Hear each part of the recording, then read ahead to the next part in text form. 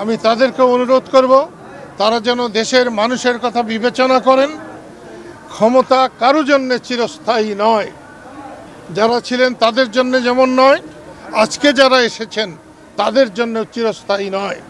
সেই জন্যে দেশের মানুষের কথা চিন্তা করুন, মানুষকে সম্মান করুন, অতীতকে সম্মান করুন।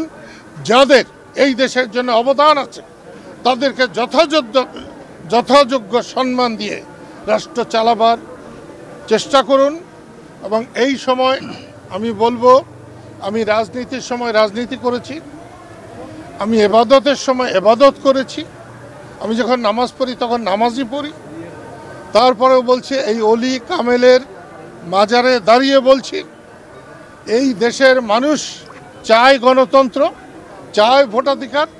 শেখ হাসিনার এই রকম ন্যাক্কারজনক পতনের প্রধান কারণ তিনি মানুষের ভোটাধিকারকে সম্মান করেন নাই।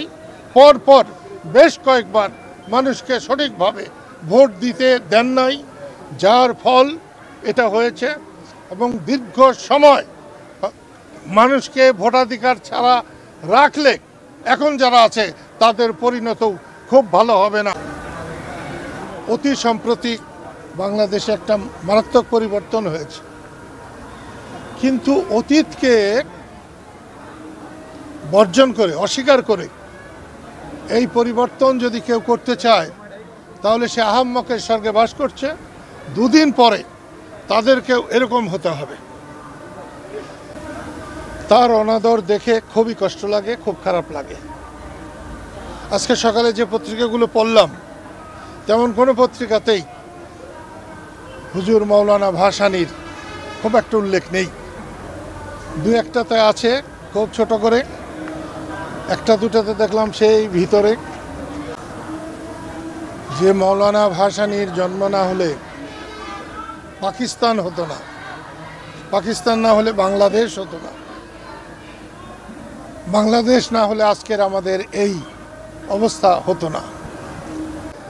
মানুষ খুব আশা করেছিল, কিন্তু গত এই 3 মাসে মানুষ সে আশার মতো ফল পায় নাই। সাধারণ মানুষের যে উপার্জন, তারা বাজারে যেতে পারছে না, তারা স্ত্রী পুত্র পরিবার নিয়ে খেতে পাচ্ছে না ভালোভাবে। তারপরেও এরকম অলি, এরকম জনগণের বন্ধু এই উপমহাদেশে খুব কম আছে।